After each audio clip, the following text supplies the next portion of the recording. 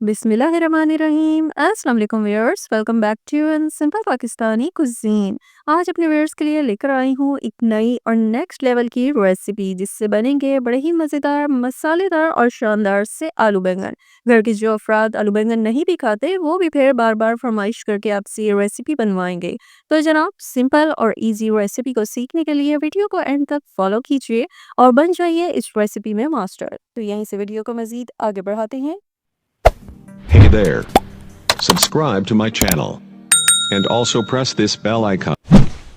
जी तो viewers, recipe को शुरू करती हूँ। इस रेसिपी को बनाने के लिए आधा किलो मैंने बैंगन लिए हैं। बैंगन मैंने लंबे वाले लिए हैं जिन्हें इस तरह से मैंने कट कर लिया है। काटने के बाद बैंगनों को पानी में भिगो देना है ताकि ये काले ना हो। यहाँ पर जो है बैंगन की रेसिपी बनाने के लिए कुकिंग ऑयल मैंने गर्म होने के लिए रख दिया है। कुकिंग ऑयल की मिकदार आधी प्याली से ज़्यादा है।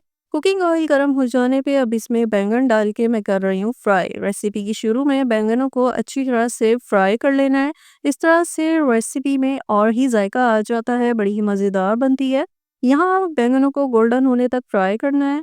2 से 3 मिनट तक यहाँ मैंने बैंगन फ्राई किए हैं। ये नरम भी हो गए हैं तो मज़ीद फ्राई करने की अब ज़रूरत नहीं है। अब इनको जो है मैं निकाल लूँगी। और जिन व्यूअर्स ने अभी तक चैनल को सब्सक्राइब नहीं किया है उनसे रिक्वेस्ट है, चैनल को सब्सक्राइब कीजिए, साथ बेल आइकन प्रेस कीजिए ताकि नई रेसिपीज़ के नोटिफिकेशन आप तक पहुँचते रहें। मसाला बनाने के लिए यहाँ मैंने कुकिंग ऑयल में डाल दी है 1 अदद दरमियाने साइज़ की चॉप की हुई प्याज। प्याज को यहाँ पे तल के मैं कर लूँगी नरम। प्याज में गुलाबीपन आ जाने पे इसमें डाल रही हूँ 2 से 3 अदद चॉप की हुई हरी मिर्चें, साथ में 1 अदद चॉप किया हुआ टमाटर। अपनी इस रेसिपी में मसाला बनाने के लिए मैं लहसुन का इस्तेमाल नहीं कर रही क्योंकि उसका जो है बैंगन के साथ अच्छा कॉम्बिनेशन नहीं बनता।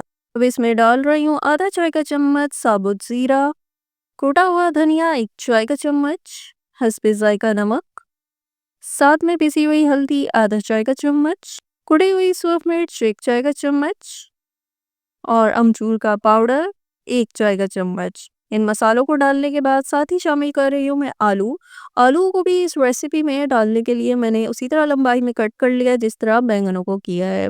अब यहाँ पर जो है आलूओं को कुछ देर मसाले समेत मैं पका लूँगी। अब यहाँ पर जो है शामिल कर रही हूँ मैं पानी। पानी की मिकदार 1 प्याली ली है ताकि इसमें आलू पक के गल जाए। यहाँ पे आलूओं को गलाना है। अब यहाँ हल्की आंच पे ढक के 4 से 5 मिनट में आलूओं को गलने के लिए छोड़ दूँगी।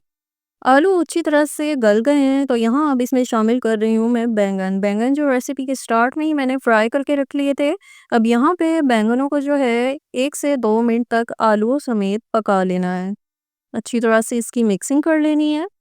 और एंड में अब इसके ऊपर मैंने डाल दी है दही। दही की मिकदार आधी प्याली है। दही डाल के अब इसे मैं 5 मिनट के लिए दम पे छोड़ दूँगी।